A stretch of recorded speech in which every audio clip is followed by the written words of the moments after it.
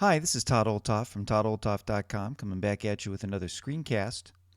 And this week we're going to take a look at the Messages service that's built into OS X Server.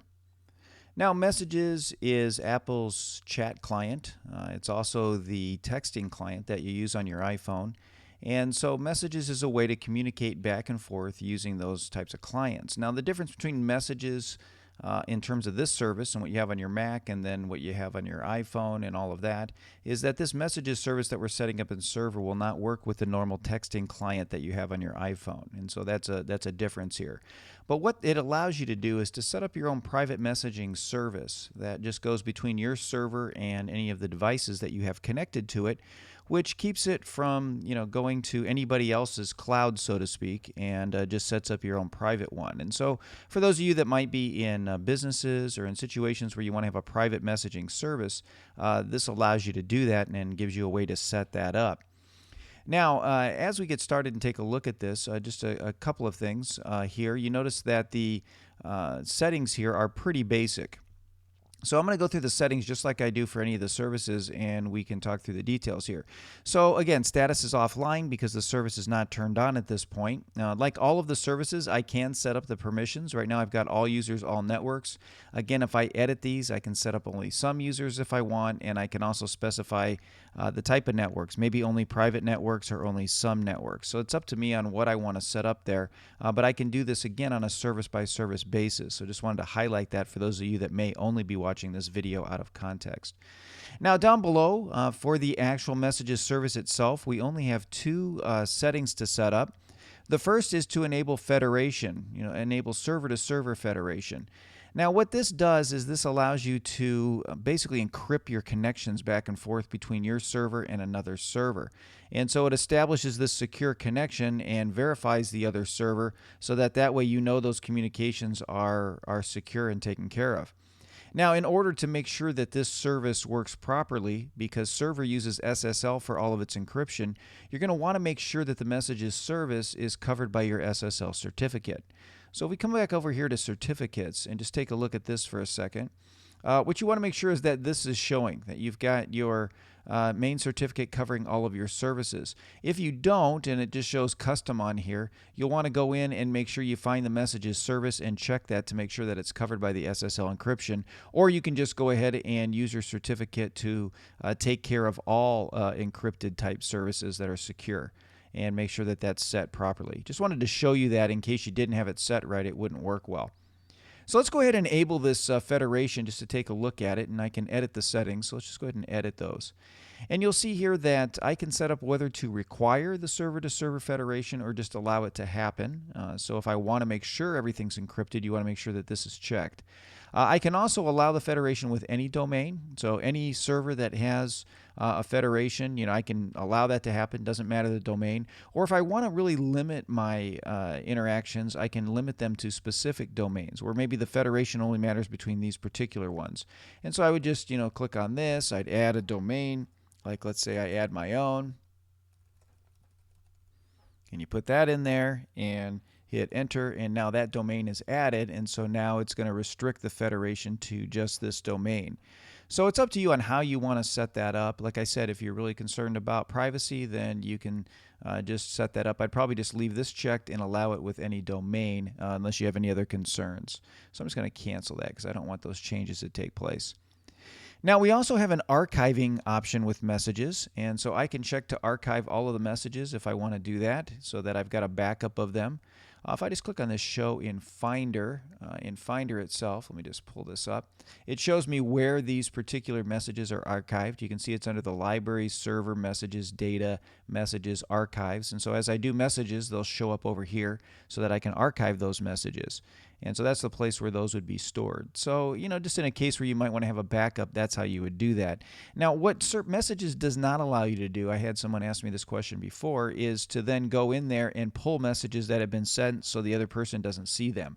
That's just an archive. It's not a, it's not something where you can go and retrieve a message and pull it back once it's been sent. Okay, so now that we've got these all set and ready to go, let's go ahead and throw the switch to turn on the messages service. Again, I'm going to get this message that says, hey, do you want me to open the ports to make it available on the internet with the airport base station, since I have that connected over here. So I'm going to go ahead and allow that so that it'll open those ports for me. And as you can see, the service is now on and ready to go, and I've got the green light here on the side.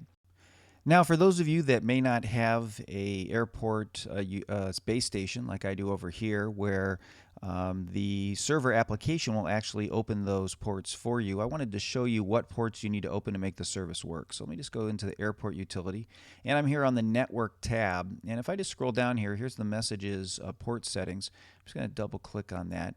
And these are all of the ports that you need to open for the messages service. You can see here's all the UDP ports, and they go off the screen here.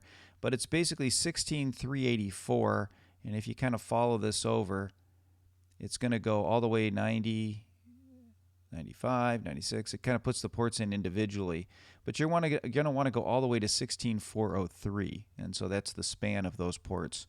And then these are your TCP ports and your back and forth. And so basically these are duplicated here and here in the private and the public. And then of course you'll have your server's private IP address right there. So I just wanted to show you what services were needed there, or what ports were open for the messages service. Let me just cancel that, and let's go back into the server application here and back to messages. So now that we've got messages all set up and ready to go, let's talk about what it looks like to set those up on a client machine. Okay, here we are over on a screen share with another client that I've got.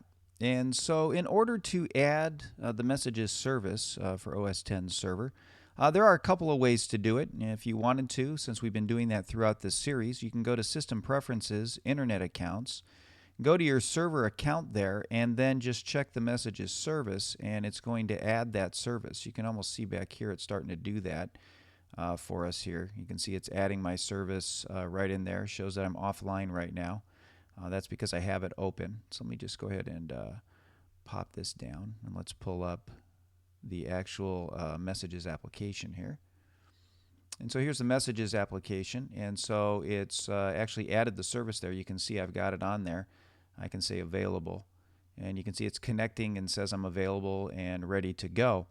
Now if you look up here too, if we wanted to, if you come into the actual messages preferences area right here, and we just pop that up, in here you have the option under accounts to actually do some things with it. And I wanted to show you this because I wanted to show you how it set up the username and everything for our account. You'll notice here the username is the short name at the server name. Okay, that's the name you would use, and then the password in order to set up this account. So, and you also want to make sure that you realize it's a Jabber account. So as you're setting it up, that's the type of server that's being set up. And then you got your chat settings in here where you can put your nickname and everything like you normally do. And then these are your default server settings that server automatically sets up for you. If you were to set this account up manually, you just hit the plus here. You would go Other Messages Account, hit Continue. And then here is where you would put Jabber. You'd put in your short name here, you put in your password, and you let the server options automatically take care of everything and then sign in. I'm just going to cancel that right now because we don't need that. And that's what sets everything up here. It's really nice with the accounts feature that's built into the Mac that you can use in System Preferences to set this up. Or if you had Profile Manager, you could push the change and it would automatically set it up for you as well. So let me just go ahead and put this down. Okay, now to add buddies, you can see here I don't have any buddies showing, and so the auto buddy feature still seems to have its issues with making things happen there.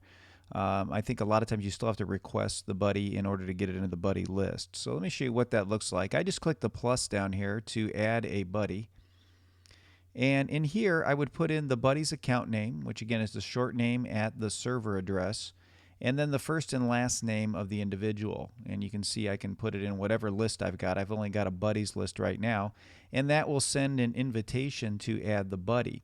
What I'm going to do is, instead of doing it from here, I'm going to send it from another machine, an invite to myself here, and then show you what it looks like when that invite comes in. Okay, so as you can see, I just got an authorization. I just got a request to add a friend. A friend here wanted to add me to their buddy list, and that's how that works, so I can accept that. And so now all of a sudden I've got a buddy added right here. And you can see there's my other buddy. They're online, ready to go. And now the messaging service will work across my server here. And so that's how that works. You'd have to send the buddy request and then you get the buddy list set up. But that makes the server work. So anyways, like I said, the auto buddy feature it seems to not be working. I did turn it on using the terminal command. If you're interested in doing that, let me just pull up a terminal window here. If you're interested in checking that out, you would type sudo server admin, just like this, and then settings, and then Jabber. And then you put in your password. And then you've got all these settings in here, and what you can see is you want to make sure it shows your server here, and that's all set. And then you've got an enable auto buddy feature in here, right here. And if this says no for some reason, then you just want to enable that. And so again, you would do sudo server admin settings, and then you'd put Jabber again, but then you would put right here enable auto buddy, just like it's done there, equals, and then yes, and you'd hit enter, and then it would change this setting from no to yes. Now, like I said, I've done that, and it doesn't seem to add the buddies automatically like I've got it set up in server, but I just wanted to show you how to do that in case you were having those issues and wanted to try that out. So let me just get rid of this here, and we'll get rid of this here, and come back to messages here. So that's all I have for this week on the messages service. Like I said, a couple little quirks here and there, but overall it seems to work okay. So that's all I have for this week. I'll be back at you next week with another screencast to help you learn how to do more things with your Mac.